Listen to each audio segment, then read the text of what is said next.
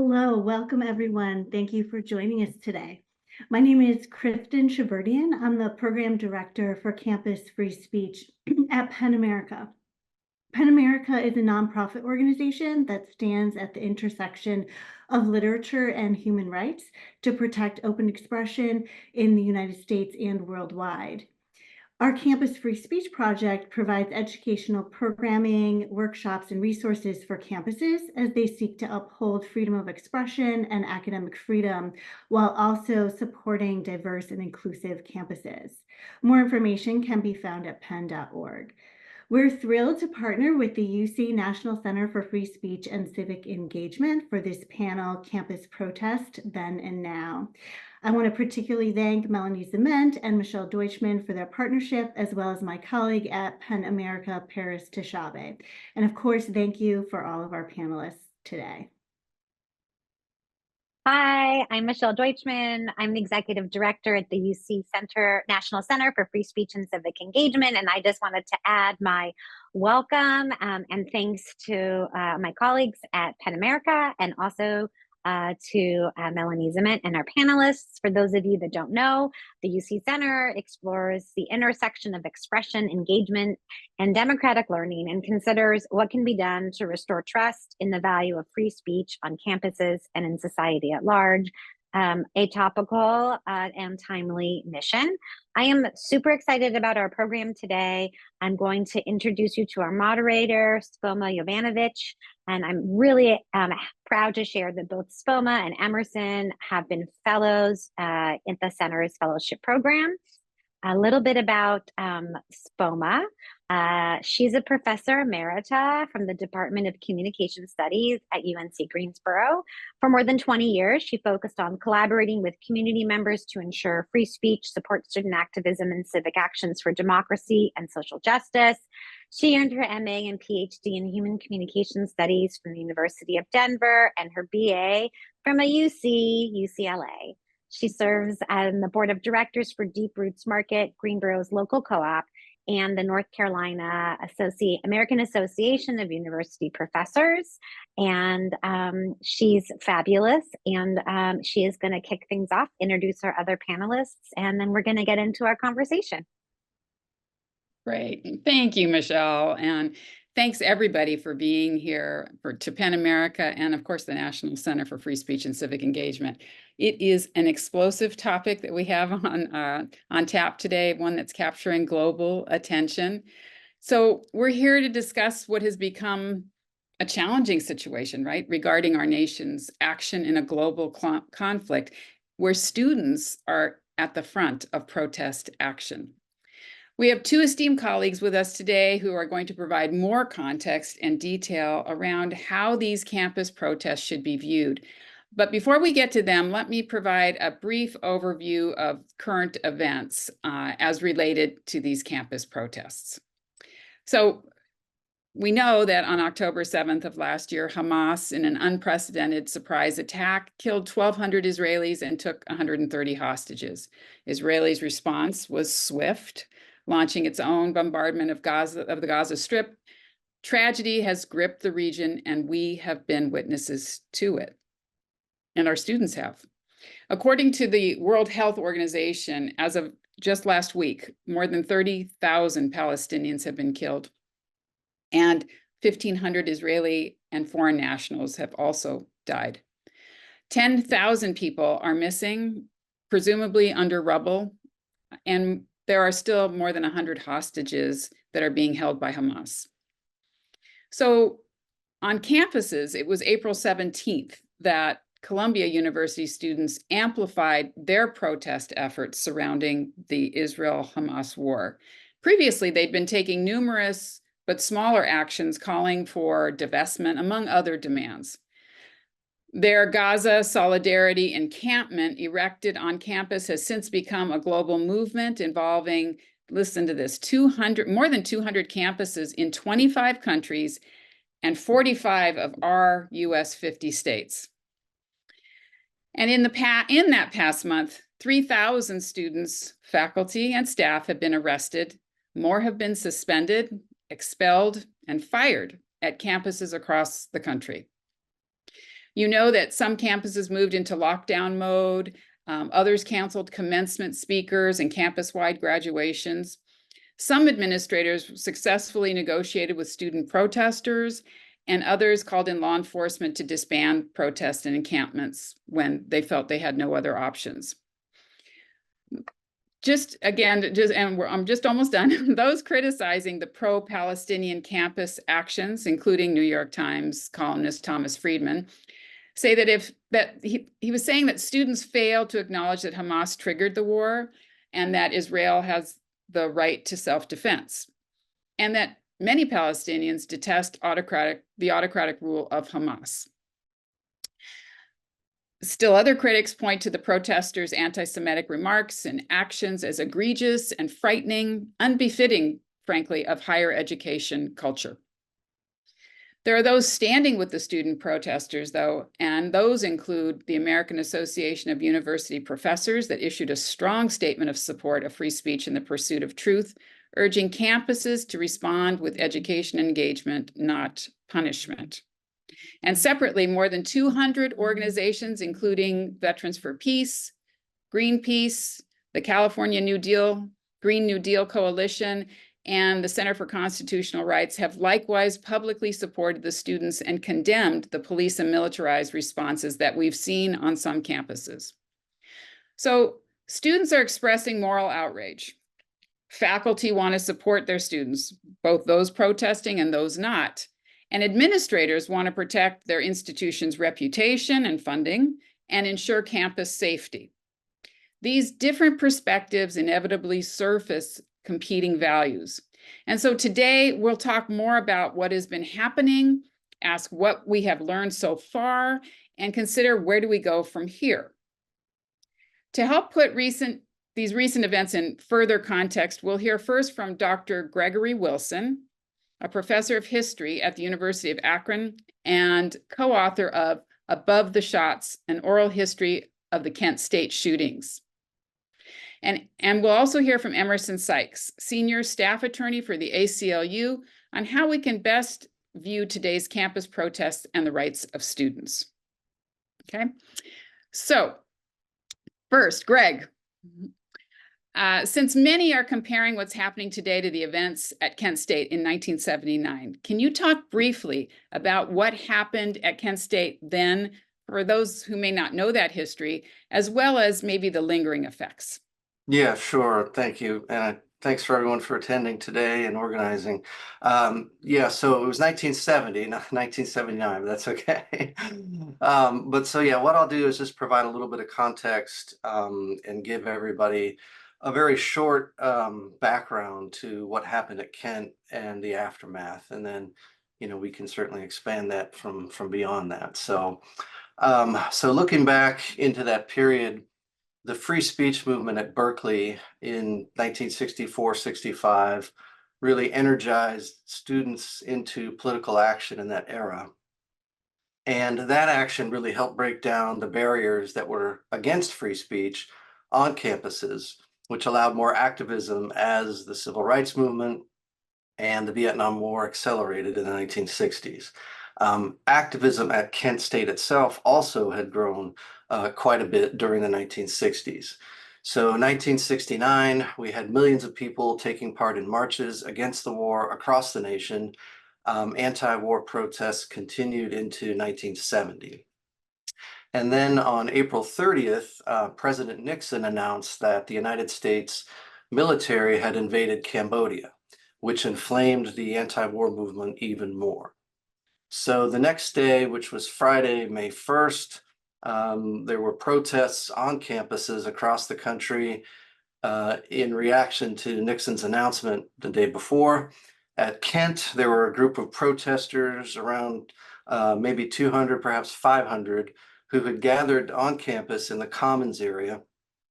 And they protested the announcement, the escalation of the war, and they buried a copy of the Constitution as a symbolic effort showing that Nixon had destroyed the Constitution. So, and then they called for a meeting, another rally at noon on Monday, May 4th to decide what to do next, whether there'd be a campus strike or continue the protest.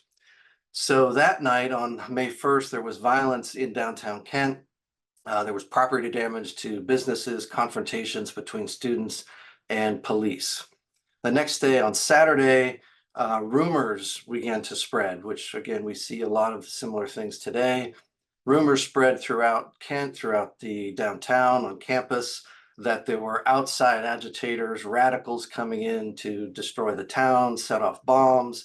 There was supposedly a plot to taint the Kent water supply with LSD, storing weapons, all kinds of things. So there's a lot of fear and uncertainty in that moment on Saturday.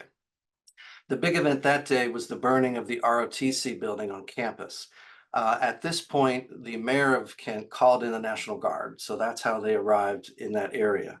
And they arrived to see the building on fire. They went to campus. They broke up the gathering of students that was there with tear gas, bayonets, pushed everyone back into the dorms on that Saturday night.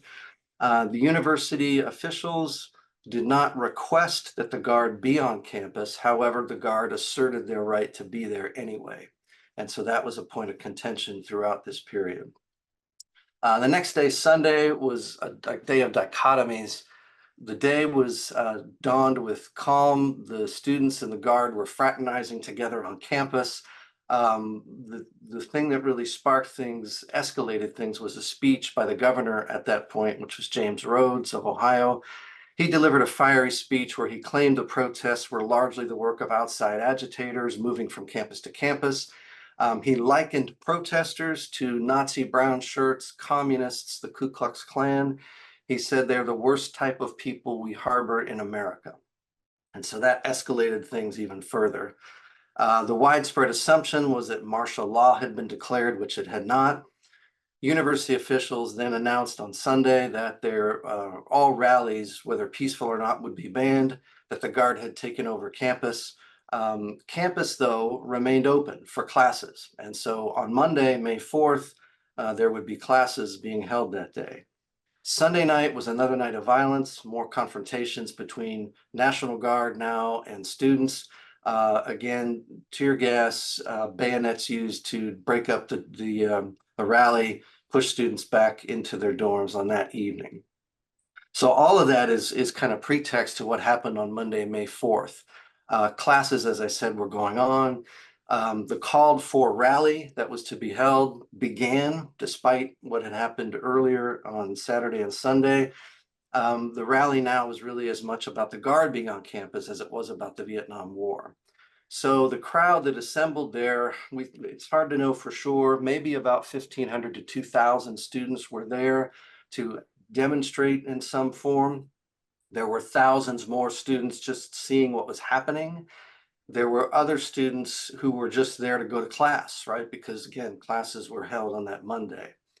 So what happened that day is the National Guard was on one end of the Commons near the burned out remains of the ROTC building. On the other end of the Commons were the protesters, and they were up on a hill called Blanket Hill. And at the top of Blanket Hill is a journalism building called Taylor Hall. And that's where the site of the next violence would occur. So at about 11:30 or so, the National Guard moved out to break up this rally. They had announced that it was illegal. Students ignored it. And so they moved out again with tear gas. They had weapons. They had M1 rifles, which are military rifles, World War II era. They had shotguns. They had pistols. And of course, they had tear gas as well. All of this, of course, was with live ammunition. So at 11:30, the Guard moved out. They began to push the students up and over Blanket Hill. And when they got to one side of Blanket Hill, the Guard stopped. The students ran as the Guard moved. Most of the students were over in a parking lot, hundreds of feet away. Shouts were made. Tear gas was, shot. Students threw rocks. The Guard threw rocks back. Students grabbed tear gas canisters and threw them at the Guard. The Guard grabbed them and threw them back. So this was going on as that march was happening.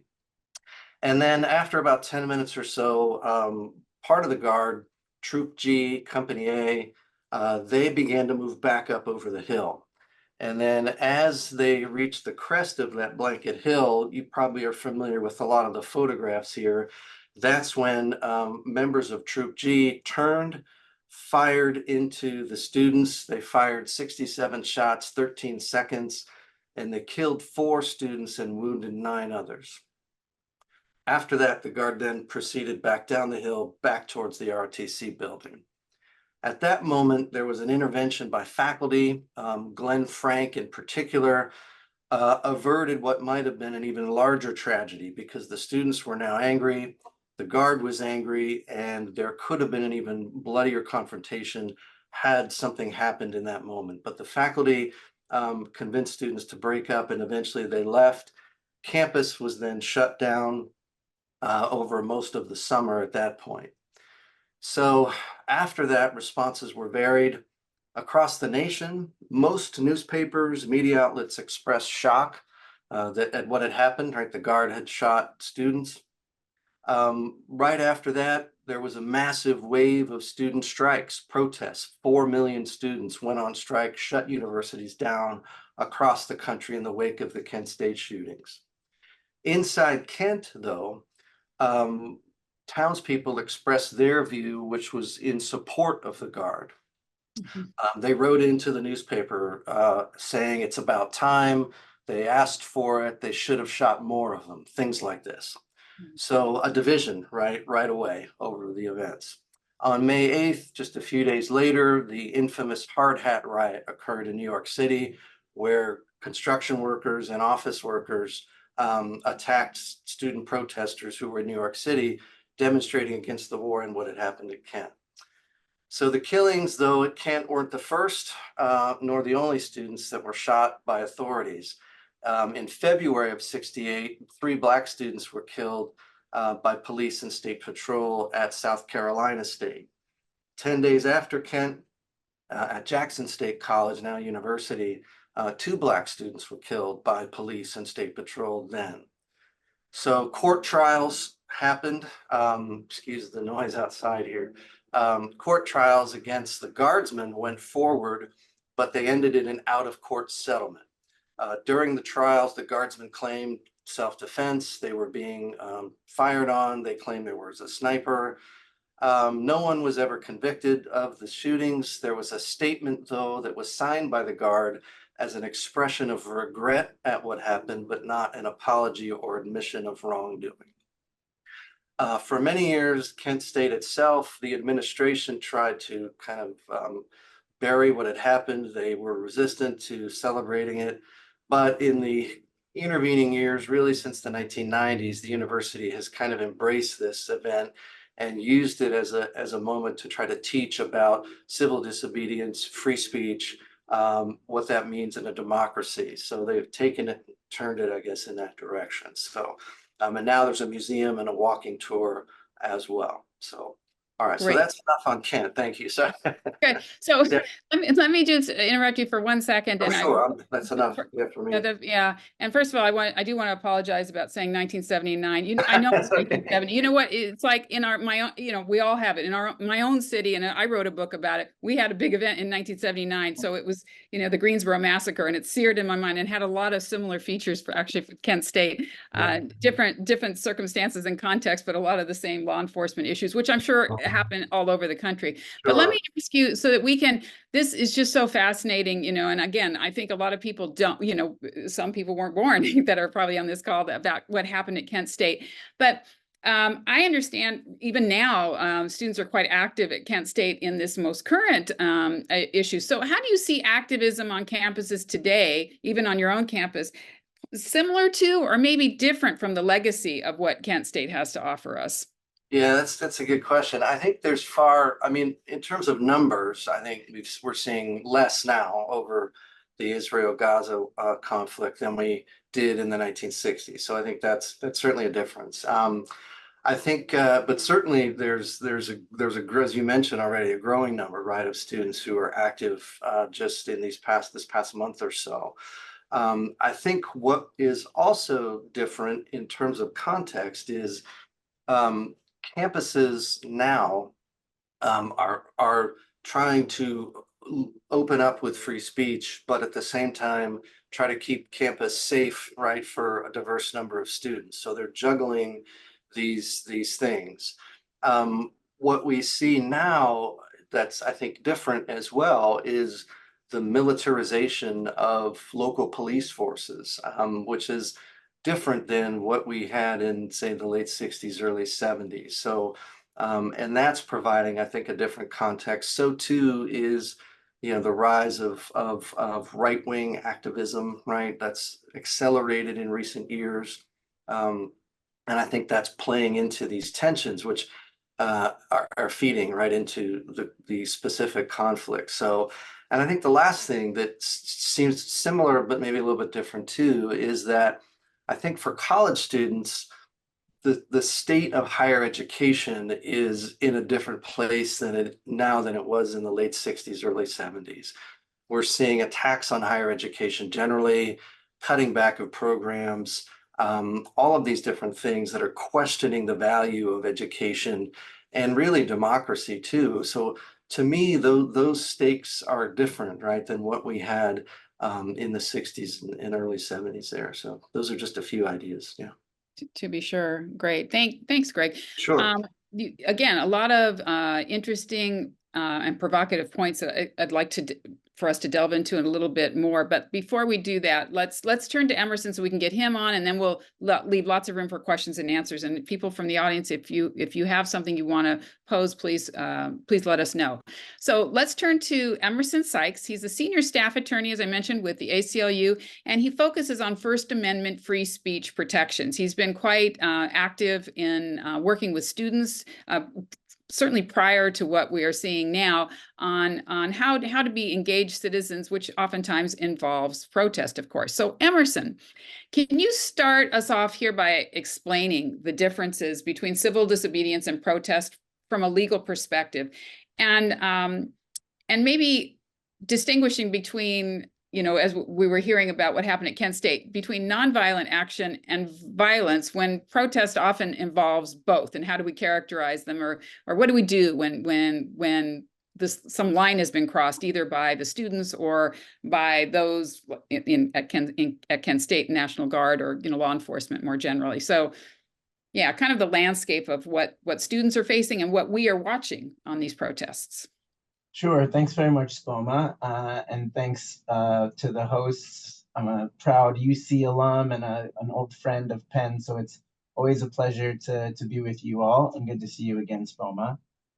So as you said, we've been working on this issue I primarily work on it from a litigation perspective, but I have colleagues in the ACLU who are communications and advocacy professionals who have been dealing with these issues in a variety of different ways. But I think I'll focus, as I said, as you mentioned, on the legal lines. And I have to say that, you know, while I am a First Amendment attorney, I think the Constitution is very important. It has a lot to say on these issues. You know, to only focus on the constitutional question is to focus in on one small piece of a much bigger discussion about sort of why these movements are happening, how we should be responding to them as a culture and as a society. And where they may be making missteps or not. So I'll focus on the constitutional legal framework, but I have to name the fact that that's just one small piece of what is interesting about what's going on right now. So, you know, with regard to the First Amendment, it only applies to government action, right? The First Amendment is a restriction on the government's authority to regulate private speech. So that's an important note to start with, because it means that as a fundamental principle, the First Amendment applies to public universities, but in general, not to private ones. That's an important distinction, and many private universities, you know, express their adherence to free speech principles. There's Leonard Law in California that essentially applies First Amendment protections on private college campuses. But when we're thinking about the regulation of protests and what can and can't be done to regulate speech and protest on campuses, when we're talking about the police, that we're always talking about state action. But when we're talking about university punishment or any other sorts of university-based actions, it does matter under the First Amendment, whether it's a public university or private university as a general principle. But I'll focus in on two specific First Amendment issues that have been coming up a lot, which is one, the right to protest, but also academic. So we know that student activism has historically played an incredibly important role in our democracy, not just our democracy, but countries worldwide, from the anti-apartheid movement to the civil rights movement that Greg was talking about. You name it, students have been at the forefront of progress and change in so many instances. So we think it's important, as the ACLU for over 100 years, we've been fighting to make sure that the right to protest is protected, because without the ability to call the people in power to account, we think that our democracy will gravely suffer. So we think it's important to have the most robust protections for the right to protest, and robust protections for academic freedom, so that we can have the broadest variety of ideas cultivated in our colleges and universities. And so most of what we end up doing is trying to push back against efforts by government censors. And what government can do, what government cannot do ever, is regulate based on viewpoint, right? Is say we will allow some kinds of speech that we like, but not the speech that we don't like. But that's not to say that there's nothing the government can do to regulate protests, right? You may have heard of time, place, and manner restrictions. So the government generally can impose content neutral restrictions on the time, place, and manner of protests.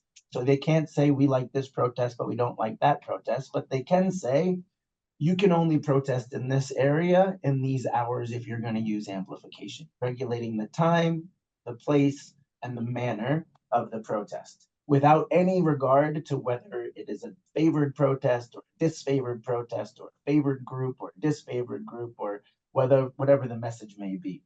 So that's one thing to keep in mind, is when a government regulates speech, are they doing it on a content neutral basis? And are they enforcing neutral time, place, and manner restrictions?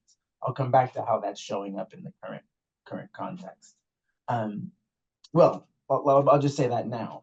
So when we have encampments, which is sort of the most controversial, noteworthy tactic being used right now on college campuses, many folks have pointed out that there are legitimate, constitutionally sound regulations that a university, whether private or public, can impose, saying that you're not allowed to sleep in the middle of, you're not allowed to set up structures and sleep in the middle of our campus indefinitely, right? That is the kind of content neutral time, place, and manner restriction that universities and even government agencies will generally be allowed to enforce. So on that level, encampments, strictly speaking, are generally not going to be protected speech under the First Amendment. We've seen that described by many commentators as the lawlessness of these protests. And while I think protesters should not be surprised that they will not be left undisturbed permanently in encampments, I think actually many of the protesters who are engaging in these things know full well that they're breaking the rules and are happy to suffer, not happy, but are expecting to suffer the consequences, which is the definition of civil disobedience, which is what you mentioned earlier, right? Civil disobedience is the intentional breaking of a rule or a law to prove a moral, ethical, or legal point, right? And to suffer those consequences, often publicly. Civil disobedience has a long and honorable history in our country. It has been used to great effect to garner support for a variety of causes over the course of our history and in other countries as well. And a key piece of civil disobedience is the photo of the person being arrested and getting into the back of the police car, right? That is a part of the point. So civil disobedience does not mean immunity from consequences. It means that you are going to break a law in order to highlight a broader injustice. And so it's not to say that civil disobedience is inappropriate or whatever, but just because it's called civil disobedience, seems like some people feel like that means that it's therefore legitimate and therefore should not be punished in any way, shape, or form. That's sort of one universe of misunderstanding of these lines. I think equally important, at least on the other side, is, okay, let's say this is a reasonable time, place, and manner restriction. And let's say these protesters have crossed a line of one sort or another. Now, what is the appropriate response? Right? It is not the case that any infraction, any unlawful activity, any violation of any university policy should immediately lead to the most draconian measures. We've seen on several campuses that, Greg described in vivid detail the events at Kent State, but we've seen police called into multiple campuses at this point, including multiple instances of pretty shocking violence. And so we have made clear as the ACLU that for the police to be called in, it should be an absolute last resort, only when there is a real threat to security. But that's not to say that the university must leave these protesters undisturbed otherwise, right? So we can hold two things in our minds at the same time. Just because the encampment is peaceful doesn't mean it's protected by the First Amendment. And just because it isn't protected by the First Amendment, if they're being peaceful, a violent law enforcement response is generally going to be inappropriate, except as a very last resort. Maybe I'll stop there. I can go on and on and on, but I'll stop there, Spoma, and let you jump back in. Well, thank you. And I think, and we have some questions from the audience, so that's great. But before we do, I just want to have one follow-up question. So when students break the rules, whether it's time, place, and manner, or or something else, let's call it at a public institution. I mean, not just because maybe more First Amendment things, but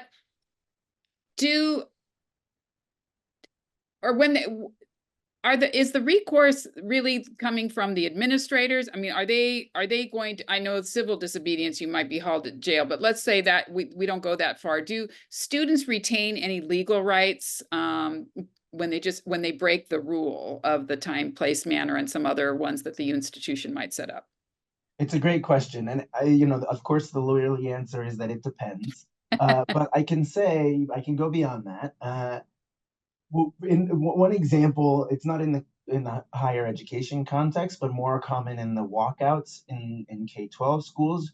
What we would say there is that if you are participating in a walkout, again, whether that's in K-12 or in higher ed, I think, you may be subject to punishment for having missed class, right? If your school tabulates absences, you will probably be marked absent, and you don't really have a great argument that you shouldn't be marked absent.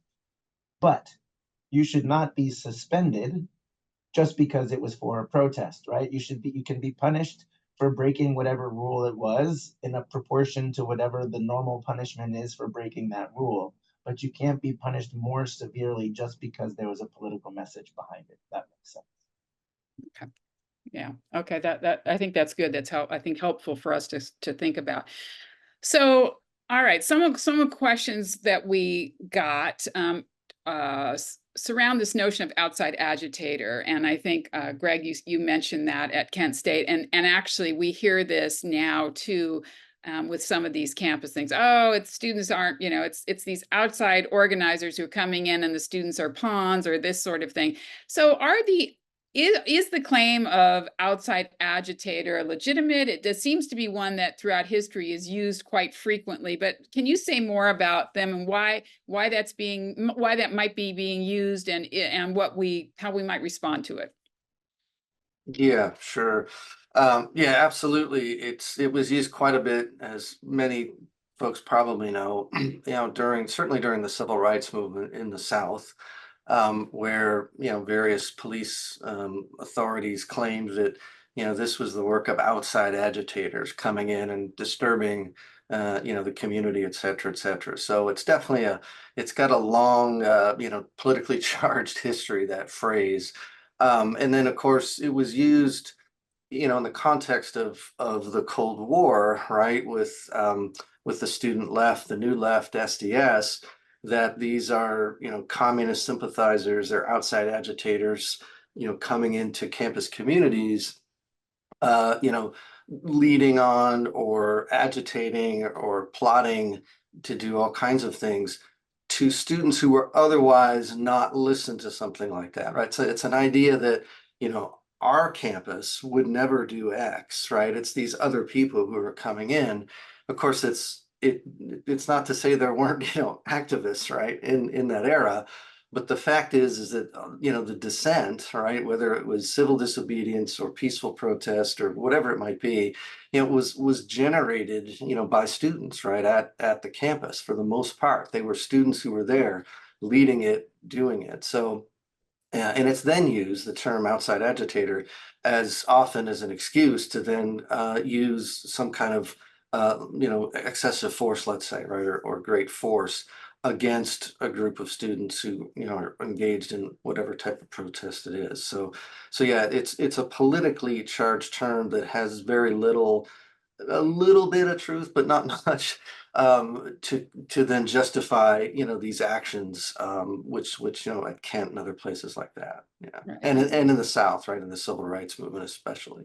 Right. Yes. What the institution or law enforcement may call outside agitators or community members, oftentimes the people involved call solidarity, right? People coming to and Right, joining and right, yeah. yeah. And I think back to something, I won't get it exactly right, but something that Martin Luther King said, right, is that, we're all citizens of the United States. So if someone's from California or Arkansas or New York and they happen to be here, they can be here, right? There's no law against somebody wanting to come as a citizen, right, of the nation to be part of something. And so that, he had I think, a very eloquent way of kind of thinking about it, just to build on what you just said. Yeah. Yeah. Okay, thank you. Yeah. So okay, there's so many good questions coming in on it. I'm going, oh my God, we're going to get to all of them. So Emerson, maybe this issue of viewpoint discrimination, and when does it bump up against intimidation, right? I mean, some people are calling the just the physical encampment itself is a form of intimidation. Different symbols that are being used, different phrases that are being used. And so, I think campuses are struggling with how do we allow for free speech and yet not have a hostile environment for our students. So there's what would you say? It's complicated. It's a very difficult area of emerging law. This juxtaposition of the First Amendment and anti-discrimination law is highly contested. In part, I have to say it's a bit of a digression, but in part because of the weaponization of anti-discrimination law by people who have traditionally been very against anti-discrimination law, now trying to use anti-discrimination law to protect white Christian Republican mainstream type of ideas. So I will say that this sort of how anti-discrimination law is being used to undercut or support First Amendment values is cutting in all sorts of different directions in confusing ways right now. But as a general matter, the universities are obligated under free speech principles and the First Amendment to protect free speech, including speech that can be offensive, right? Just because somebody is offended by it, that's not enough under the First Amendment to say that it should be prohibited, because we want to protect a wide variety of viewpoints, in particular on a college campus, where we want to have a high degree of freedom for people to explore new ideas and to challenge traditional wisdom. At the same time, under federal anti-discrimination law, Title VI, Title IX, Title VII, the universities must act when there is harassment that creates a hostile educational environment. So not all speech is protected, right? So there are certain categories of unprotected speech, like true threats, defamation, speech that's incidental to criminal activity, sort of planning a criminal activity is speech that can be punished, and speech that creates a hostile environment can be punished as well. So what is the definition of a hostile environment? Excuse me, but I'll just read the definition. It's unwelcome conduct based on a protected characteristic that's subjectively and objectively offensive and so severe or pervasive that it limits or denies a person's ability to participate in or benefit from the educational program. So unwelcome, based on a protected characteristic, offensive, and so severe or pervasive that it denies their ability to participate. So how does this all play out in the context of a campus, protest or encampment? The expression of a view that someone might find offensive by itself is not enough, as we said, provided that someone is following time, place, and manner restrictions, provided that it is just a political view, even if it's obnoxious, even if it's racist, even if it's anti-Semitic even. Where it becomes a hostile educational environment is when it becomes targeted, when it prevents someone from enjoying the educational environment. So we can imagine there are hard border cases, right? So the example that was, I don't know if you said this out loud, but the example that was put to me in the chat included sort of hateful or anti-Semitic things being said in an encampment and students passing by, and can they claim that they're in a hostile educational environment for having to pass by the encampments? I think this is a hard case, but I think, you know, simply having to pass by people you disagree with, I think we would hesitate to say that on an isolated basis by itself creates a hostile educational environment. But it's not a black and white situation, right? If someone is shouting at someone individually, if they're threatening that person, if it's day after day after day, so severe or pervasive, there are ways in which one could imagine that fact pattern really leading to a hostile educational environment. So again, the answer is it depends, but that's the general framework: is you protect viewpoints even if they're offensive, but not if they create a hostile educational environment such that they're so severe or pervasive that someone can't benefit from the environment. And exactly where that line meets is a tricky one. And I'll just say one more note, sorry to go on for a long time, but I think it's important to say, because this is for this audience, many of whom are university administrators and officials, that space between what must be protected and what must be prohibited has shrunk. This is something that another UC fellow, Brian Suchek, has written about. But basically, in order to try to curtail anti-discrimination law, there has been a multi-year effort to try to say that all of these obnoxious views that are being punished by schools are protected, and schools can't even call someone in and explain that they may have hurt some folks' feelings. And I think this is a really key point, because when all this talk about constitutional lines, what you can do, what you cannot do, what often gets lost is all of the ways in which a campus community, can and must respond and heal in response to these really difficult times. And so I think what's important is that there has to be space for a university to say, listen, what you said may not be unprotected speech, and it may not have even created a hostile educational environment, but we are here to help you learn and grow, and therefore we're going to address this conduct, and we're going to try to see if we can change behaviors and norms on our campus. And what universities have run into is saying, oh no, you're violating that person's free speech just by calling them in for a conversation. So I think as a key part of this defining of what can be permitted and what must be prohibited is we have to protect that space in the middle where universities can address behavior that is problematic, even if it's technically constitutionally protected. Right. So this being attentive to the ethical aspects of our speech, that, you know, maybe we need to think about some of those things. I'm looking at the time. We still have time, but I want to reserve one question about what can we do, right? What should faculty do, administrators do that would be positive? Before we get to that one, though, because it's come up a lot, let's tackle this issue of social media. What role is it playing? How is it, you know, is it escalating what otherwise would have been a little bit, you know, more low key?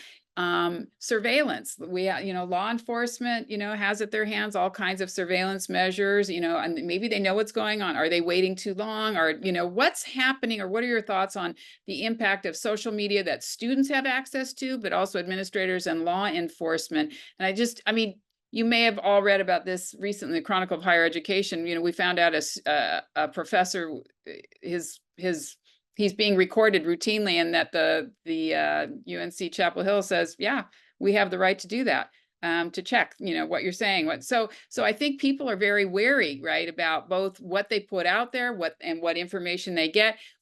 Do you think that's playing a role any differently today than maybe media did in the past? Or, is it different? I guess fundamentally different. I guess I'll take the past one. Emerson, maybe you can take the current stuff, although we can certainly offer our opinions, right, on both of those. But yeah, just thinking back, to the case of Kent, but other places as well. the place of rumor, right, was such a big part, I think, of what was going on. In a situation where you lack understanding, you lack information, you lack knowledge about what's happening, rumors can sort of come in there and really grow and accelerate as people try to make sense of what's going on. So in the case of what happened at Kent, as I mentioned, there were rumors spreading, throughout that period. What's kind of tragic and sad about it too is that the university established a rumor control center to try to stop all of that.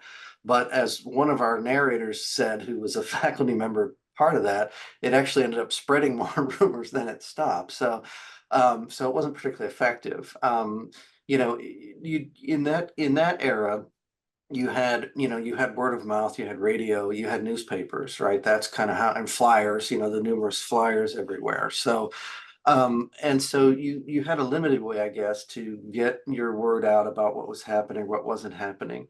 And in that vacuum of information, I think is where those rumors spread and led to fear, led to anxiety and anxiousness. So I think the difference now, right, is that the platforms are larger and have the power to spread misinformation, disinformation, and accurate information, right? All of it in a much greater and obviously much faster way, right? So anything that happens, in one spot instantly, right, can be portrayed across the globe in less than a second.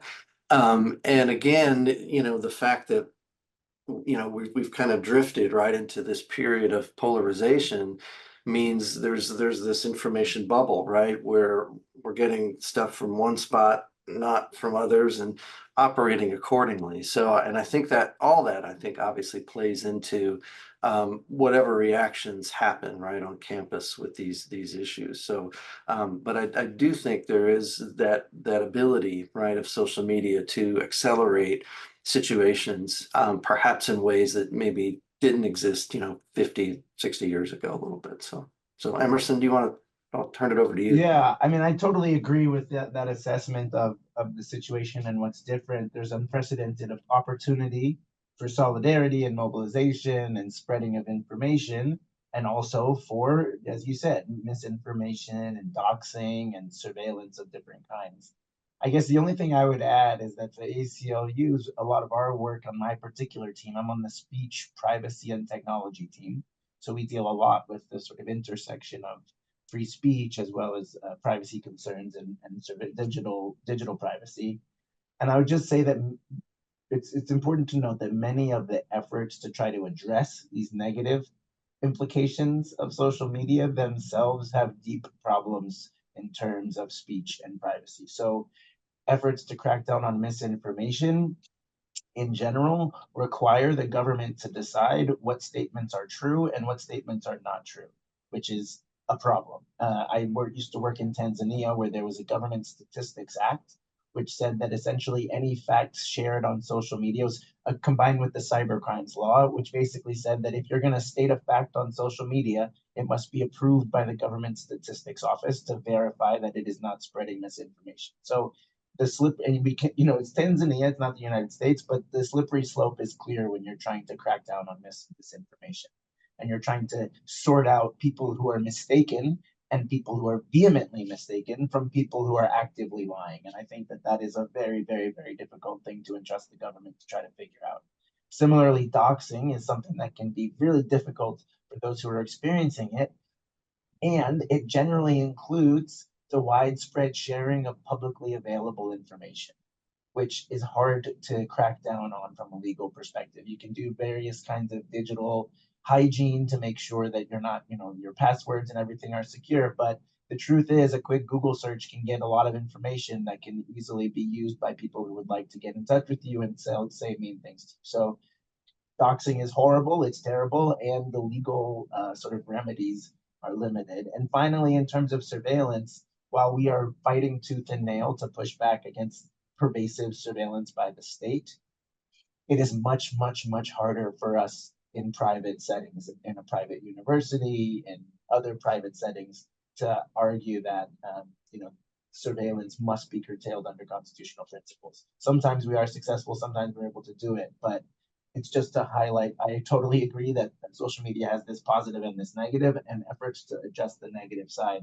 are themselves extremely fraught. Can I Yeah. add one thing, Spoma, just maybe something you said, Emerson, and you said also, thinking back to the era of the Vietnam era, the role of television, right, in showing the war to the American public was a brand new thing in that era. And I think that had a really powerful effect on public opinion of the war, the conduct, politicians, all of that sort of thing. So, and we saw that in the first Iraq war, right, in 1991, how much the government tried to kind of quell, right, media attention on what was happening in Iraq and Kuwait.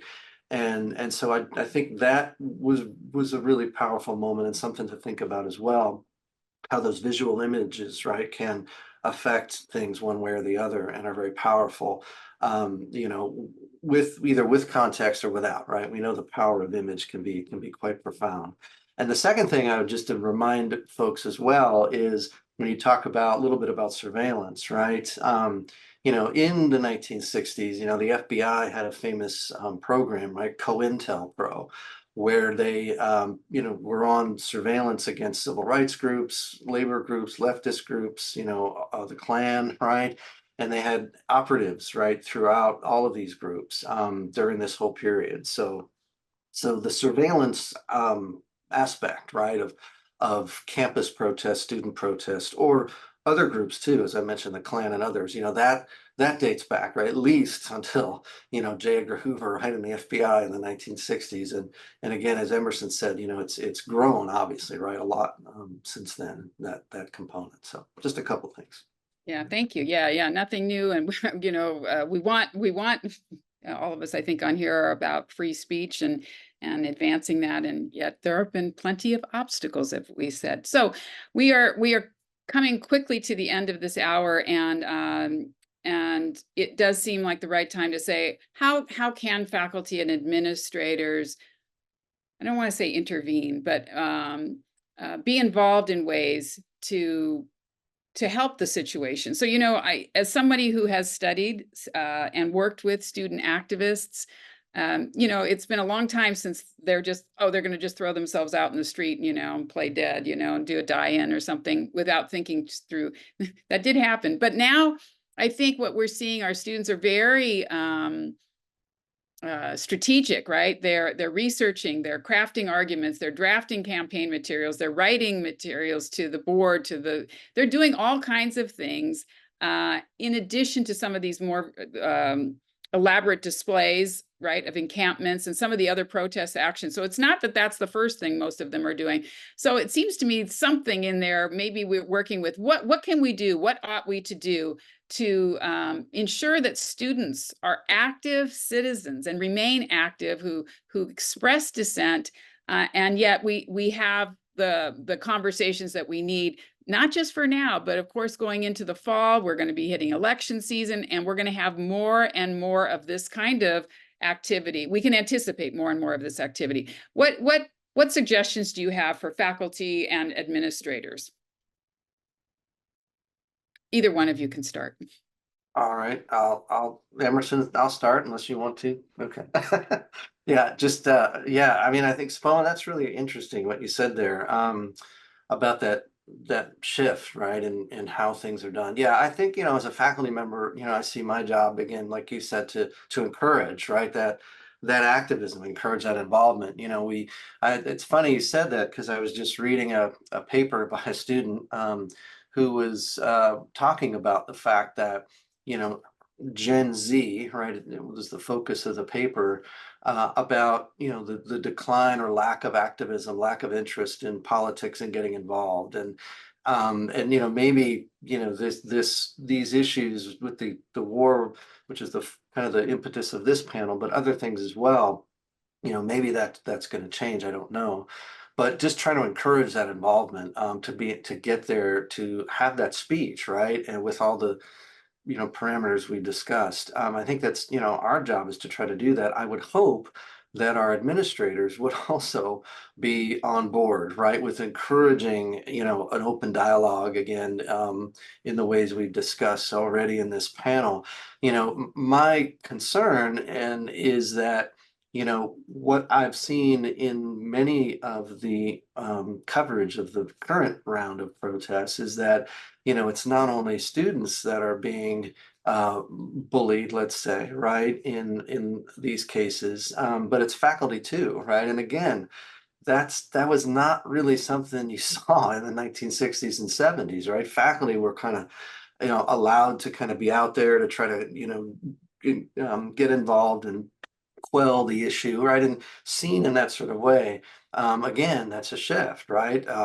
Which I mentioned earlier about where we are with higher ed. So I'm trying to be hopeful to my students and myself, but I'm seeing some trends that are troubling, and I'm hoping that, you know, we can use this moment to really think deeply and carefully about, you know, what Emerson said earlier about what our academic environments are all about, what we should be about, and try to encourage us to maintain that, you know, even in the wake of tension and stress as we are seeing right now, to not throw out that foundation of speech and learning and ideas. So there you go. Emerson, throw it to you.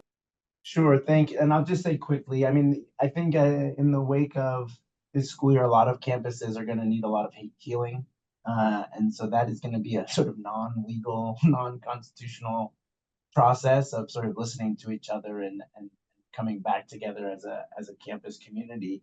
I think for faculty and administrators, one important thing is to really create clear norms at the outset to the greatest extent possible. It's not always possible to anticipate every development, but if there's a theme among schools where things went more smoothly versus less smoothly, it was the places where the leaders established very clearly what they would do, and that not only that they announced it, but what they said was reasonable and legitimate. And so I think the value of setting out those clear norms at the outset is extremely strong. But the most important thing, I think, is having people be continuing to be open about this whole process. It's not going away anytime soon. And I think in the midst of all of it, it can be very disheartening and very discouraging. But just remembering that people can and do change their minds and behaviors is the one bit of hope that I try to hold on to. Yeah, that is a very hopeful message. And I want to leave you with one more, because some students at Trinity College in Dublin staged their own encampment. It was over in 5 days, and they got some great negotiations and concessions. But the thing that really stuck with me is a student there. He goes by Ben. That's not his real name. He says he walks through campus differently now after being part of this encampment that had donations, that had all kinds of things. He said, there's a shift in the way I view our campus. It's no longer just a university and a monolith, but it's an active space where we affected change and made history.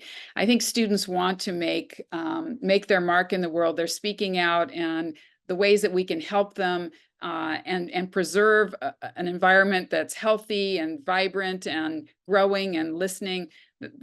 That's our mission, I think, as administrators, as faculty, as people of the world, right? Thank you all for being here. Big thanks to the UC National Center for Free Speech and Civic Engagement and PEN America for pulling this topic together that is on the top of our minds. And good luck to all of you in managing the issues that come before you. And let's stay open to listening to those students. Thank you. Thanks so much. Bye. Bye-bye.